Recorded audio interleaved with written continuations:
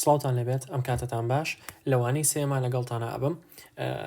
وانەی سێم باسی ئارکیتێکچەرە جیاواز و دیزاینە جیاوازەکانی نێتۆرکەکەین واتە شێوازی بەستن شێوازی دروستکردن شێوازی دانانی ئامێرەکان شێوازی دانانی ئەندپۆینت و سێرڤەرەکان لە نێتۆرک و بە شێوازە جیاوازەکانی باشە ئەم تۆپۆلۆژی کە ئێستا لەبەردەممانەیە ئەم پێی ئەوترێت Cisco Traditional Three Tier Architecture Three Tier Architecture واتە پێکهاتەیەکی سێلێری یان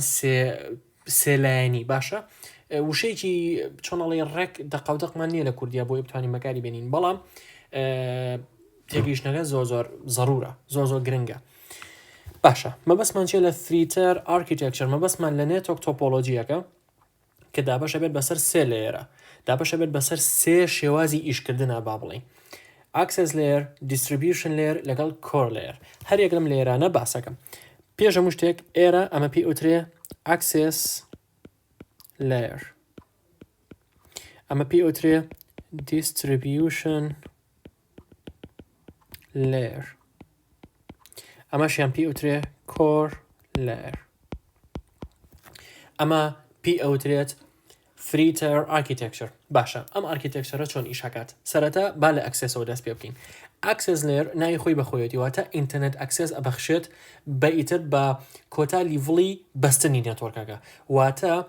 ئەگەر ئەکسس پۆینتێکمانە بێت کە پەخشی وایرلێس بکات یاخود ئەگەر کۆمپیوتەرێکمانە بێت ڕاستەخۆ بەسرا بێت وەکو لە تۆپۆلۆژیەکەی هەیە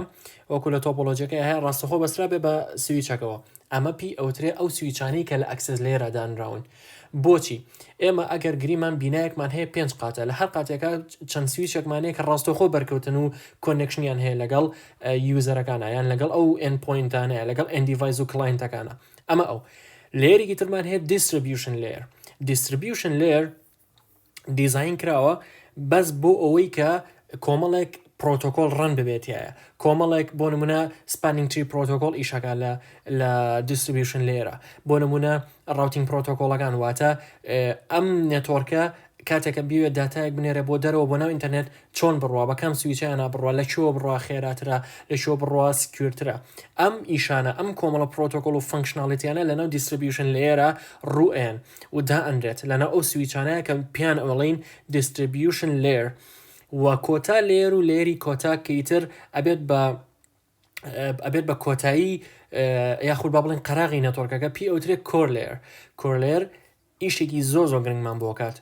ئیشە گرنگەکەشی ئەوەیە کە provide high speed connectivity خێراییەکی زۆری هەیە لە گواستنەوەی داتاکان بەرەو ئینتەرنێت بەرەو ئەم ڕاوتەرانەی ئێرە ئەمە ڕاوتەرن باشە خێراییەکی زۆری هەیە بۆ دەرەوە بۆ نێتۆرک بۆ ناو ڕاوتەرەکان لەبەر ئەوە بۆچی ئەم لێرانە جیاکراونەتەوە بۆ ئەوەی کە ئیشەکان باشتر دابش ببن باشتر ئێمە بتوانین ترابل شوتیان بۆ بکەین بۆ نمونە ئەگەر کێشەیەک دروست ببێت لە ئەکسس لێرە ئێمە ناچین ترابل شوت بۆ دیستریبیوشن لێر و کۆر لێر بکەین بۆ نمونە ئەگەر کێشەیەک لە خێراییە دروست ببێت ئێمە ناچین دەستکاری ئەکسس لێر و دیستریبیوشن لێر بکەین چکە ئەوانە هیچ پەیوەندیشان بە خێراییەوە نییە بەڵکو خێرایی پەیوەندی بە کۆر لێرەوە هەیە بۆ نمونە ئەگەر کێشەیەکمان لە ڕاوتینگ پرۆتۆکۆڵە هەبێت بۆ نمونە OSPF وەکو سەرەتا وتم لە ئاوتلاینەکە بۆ نمونە OSPF ڕاوتینگ پرۆتۆکۆڵێکە تۆ ئەم پرۆتۆکۆڵە کۆنفیگەرەکەی بۆ ئەوەی کە لە نێتۆرکێک بچی بۆ نێتۆرکێکی تر لێرە بچیتە دەرەوەی بیناکە ئەگەر کێشەیەک لەم کۆنفیگریشنەیە ببێت تو ئەچی دیستریبیوشن لێر سیر ئەەکەی سری و سویچانە ئەەکەی کە لەناو دیستریبیوشن لێرە سەری خۆ نایەشێنی بە ئەکسس لێر و بە کۆر لێرەوە ئەمە پێی ئەوترێ Three Tier Architecture یاخود Three Tier Topology با من ئەمانە بسڕمەوە لێرە بۆ ئەوەی شتێکی گرنگتان پێ بڵێم ئەویش شێوازی بەستنی نێتۆرکەکەیە ئەم شێوازەی ئێرە پێی ئەوترێ Star Topology باشە ستار تۆپۆلۆژی بۆ ئەبینین کە سویچێکمان هەیە بەم شێوەیە ئەتوانێت کۆمپیوتەرەکان یان ئەکسس پۆینتەکان یاخودە دیڤایسێکی تر بێوێ لە دەوری کۆ ببێتەوە ئەمە ئەم بەشە پێی ئوترێ ستار تۆپۆلۆژی بەڵام ئەم شێوازی بەستنی ئێرەیان پێی ئەوترێ پارشیال مێش تۆپۆلۆژی ئەبینین کە پارشیالی هەموو سویچەکان پێکەوە بەسراونەتەوە باشە ئەکرێت لێرە پرسیارە دروست بێ باشە بۆچی ئەم سویچە لێرە ئاوا بەسراوەتەوە بەڵام لێرە شەو دیسان و ئاوا بەسراوەوە ئاوا توانێ بێ بۆ ئێرە ئەمە پێی ئۆتەیە ڕیدەندەنت لینک کاتی ئەم لینکەی ئێرە فێڵ ببێ ئەمایان ئیشەکە ئەمە فێڵ ببێ ئەمایان ئیشەکات بەو شێوەیە کەواتە ئێمە ئەبێت شێوازێکی تۆپۆلۆژی دروست بکەین کە ڕیدەندەنسی هەبێ واتە کاتێکە لینکێک فێڵ بوو لینکێکی تری باکەپ هەبێ بۆی ئیشەکەمان بۆ بکە. یەک شتی تر ماوە حەزەکەم لەم وانەیە لەم ڤیدۆیە باسی بکەم ئەویش شتێکە پێی ئەوترێ هایبرد تۆپۆلۆژی. باشە هایبرد تۆپۆلۆژی چیە؟ کاتێککە ئێمە نێتۆرکە دروستەکەین باشە کاتێک بینایەک ئەهێنی نێتۆرکێکی بۆ دروستەکەی ئەگەر لە یەک تایپ زیاتر لە تۆپۆلۆژی و تایپەکانی تۆپۆلۆژی تیا بوو بۆ نمونە بەس تۆپۆلۆژی هەبوو ستار تۆپۆلۆژی هەبوو لێرە ستارمان هەیە لەسەری شەوە پارشال مێش تۆپۆلۆژیمان هەیە ئەبینین دووسێ تایپی جیاوازمان هەیە کەواتە ئەمە هایبردە پێی ئەڵێن هایبرد تۆپۆلۆژی چونکە کۆمەڵێک تۆپۆلۆژی جیاوازی لە خۆی گرتووە. باشە شتێکی تر زۆ گرنگکە کە بیزانین هەنێکات وا پێویستەکات ئێمە ئەم دوو لێرە بکەینە ئەم سێ لێرە بکەینە دوو لێر. بۆچی؟ ئەکرێت ئێمە بینایەکی گەورەمان هەبێ وا پێویستکە بەستنەکەی وا پێویستکە کە ئێمە فریتەر ئارکیتێکچەر بەکاربێنین بەڵام ئەتوانین شتێکی تر تایپێکی ترە پێی ئەوترێت collapsed core architecture. collapsed core architecture چییە؟ ئەتوانین بڵین لە نێتۆرکە بچووک کراوەکانە ئەتوانین لێرەکان بینە ناو یەکترەوە خاصەتەن ئەتوانین کۆر لێر و دیستریبیوشن لێر بکەین بەیەک لێر